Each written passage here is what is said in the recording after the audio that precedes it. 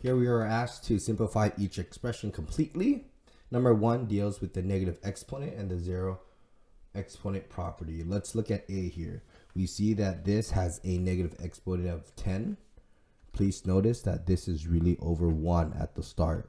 So for it to be a positive, it has to change direction. It was on the top. Now it has to go to the bottom right here. Okay, so it's now x to the power 10. It is now a positive when it goes to the bottom. Okay, and that would be the complete answer, 1 over x to the 10. Next, it's done exactly the same way here. Please understand that this is really over 1. Okay, this has a negative exponent indicated right here with that negative 1.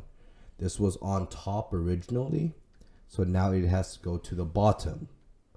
Here's the bottom. Everything goes with it because it's in the parentheses.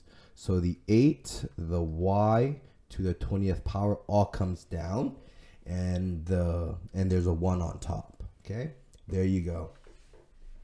Next, we know that anything to the 0 power is 1, so this is just equals to 1. Letter D. Here we have multiple parts, so let's expand it. We have the number 4 times y to the 0 times x to the negative 2. Nothing happens to the 4. We know y to the 0 power is 1, and then we know that x to the negative 2. It starts on the top. Now we have to move it to the bottom of the fraction to make the exponent positive.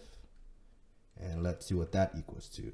Understand that this is really 4 over 1, 1 over 1, okay? When we simplify this, this becomes 4 over x squared as the final answer.